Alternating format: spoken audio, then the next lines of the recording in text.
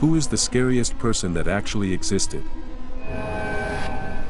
Albert Fish, child rapist and cannibal who liked to send his victims' parents horrific letters which detailed every atrocity he had done to them. On Sunday, June 3, 1928, I called on you at 406 W15 St. brought you pot cheese, strawberries.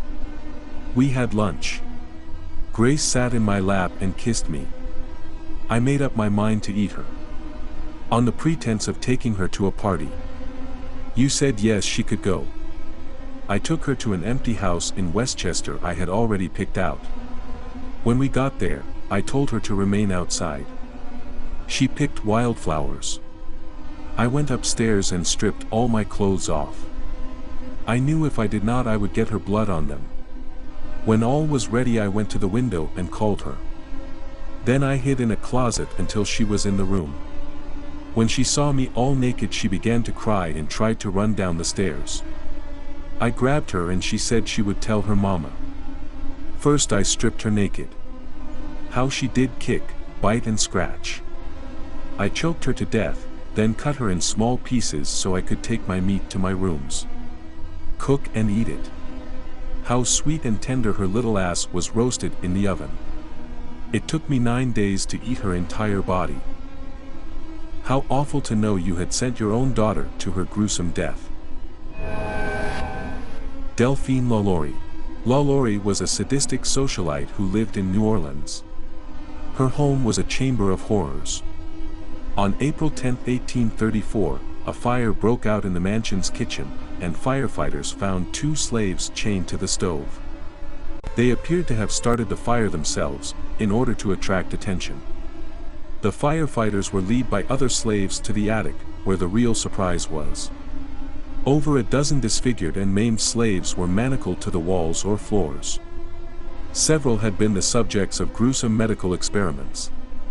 One man appeared to be part of some bizarre sex change. A woman was trapped in a small cage with her limbs broken and reset to look like a crab, and another woman with arms and legs removed, and patches of her flesh sliced off in a circular motion to resemble a caterpillar. Some had had their mouths sewn shut, and had subsequently starved to death, whilst others had their hands sewn to different parts of their bodies. Most were found dead, but some were alive and begging to be killed, to release them from the pain. LaLaurie fled before she could be brought to justice. She was never caught. Pedro Lopez may have killed and raped over 300 girls, ages 9 to 12. His current whereabouts are unknown, as he was released from prison in 1998 on $50 bail. Gilles de Rice would lure young boys and girls into his castle, where he would rape, mutilate, and murder them. Before he would murder his victims, he would first hang them and ejaculate on them. After he had finished masturbating, he would untie his victim and tell them he wasn't going to kill them. Of course, that was a lie. Sometimes he would first torture his victim. He would then murder his victim in a variety of methods, like cutting their throat, breaking their neck, or dismembering them. Before they would die, he would occasionally sit on them and laugh. When the child had died, he would kiss their corpse, before admiring their head if Rice thought his victim were attractive. He would then cut the corpse open because he enjoyed looking at his victim's internal organs. This thread is seriously lacking some Caligula. The dude would bring a family to his palace which sat over a huge cliff and then tell the father that his family would live if he jumped, and then would have his guards push the family the moment the father jumped. He would feed criminals to the animals of the gladiator games because it was cheaper than buying meat. He raped his guards' wives in front of them, which led to them killing him. Read up on the man, fascinating and gruesome. David Parker Ray would abduct women and keep them as sex slaves to torture, degrade, and eventually kill most of them, capturing all of it on videotape. The women would wake up bound, gagged, and naked, and he would play an audio tape that would detail all of the graphic and horrible things he planned on doing to them, and he ended the audio tape with, "Have a nice day." To me, Ilsacoke sounds freaking scary. The story of Ilsacoke is just one of the tales of horror to emerge from the Holocaust. Ilsacoke was married to Karl Koch, one of Adolf Hitler's commandants at the Buchenwald concentration camp.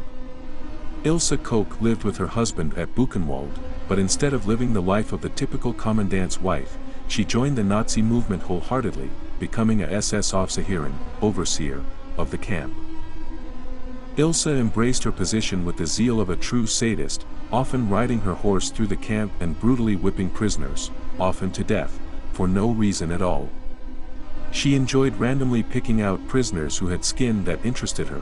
She would then have the prisoner killed and their skin tanned in order to make gruesome items like skin lampshades, book bindings, and clothing. She was particularly proud of a handbag that she often carried that was made out of human flesh.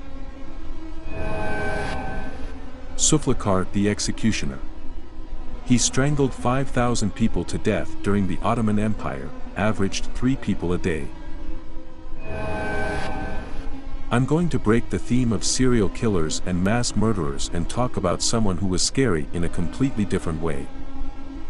Masoyama was a martial arts instructor whose nickname was the God Hand. Among this man's many insane goddamn feats are his kumite. Kumite are a series of 2-minute-long fights against changing opponents. This wasn't difficult enough for the God Hand, so he made the 100-man kumite, which he won 3 times. A single one of these kumite would take the course of 2 days. Even more badass, he fought bulls. Like, actual bulls. 52 of them over his career, and allegedly he killed 3 of them with a single blow. I'm sure there are others, but for me the 4 boys who committed the murder of Junko Furuta rank pretty high. The most chilling thing to me is not only the horrific torture inflicted upon this girl, but the fact all 4 of them were under the age of 18 when this happened, and all of them have since been released from prison. I'm not sure I want to know what happened to those boys to make them such horrific human beings at such a young age. Besides Genghis Khan, killed approximate 10% of world's pop, I would have to say Tamerlane. He conquered a large portion of Asia and some of his torture methods were brutal. The Iceman was a contract killer for the mafia, claiming upwards of 200 murders personally. Most were contracts, though some were for no seemingly good reason, like shooting a random guy in the face with a crossbow from his car to test it. He also found it useful to tie victims and set them in caves with a camera rolling to record them being consumed by rats. HBO did a series of interviews with him in which he said that watching the tapes were the only thing that made him feel anything. In terms of modern killers, he is about as scary as a person can be in my mind. I would imagine Vlad the Impaler. Impalement was Vlad's preferred method of torture and execution. Several woodcuts from German pamphlets of the late 15th and early 16th centuries show Vlad feasting in a forest of stakes and their grisly burdens outside Brasov, while a nearby executioner cuts apart other victims. It was reported that an invading Ottoman army turned back in fright when it encountered thousands of rotting corpses on the banks of the Danube, citation needed. It has also been said that in 1462 Mehmed II, the conqueror of Constantinople, a man noted for his own psychological warfare tactics and the impalement of subjugated peoples in the Ottoman Empire, returned to Constantinople after being sickened by the sight of 20,000 impaled corpses outside Vlad's capital of Targovist. Jim Jones, because he completely gave no warning as to what he was really about until it was too late to do anything about it. I mean, seriously, he had everyone fooled until the very last minute when he said, "We just murdered a US congressman. Oh, by the way, you're about to die now.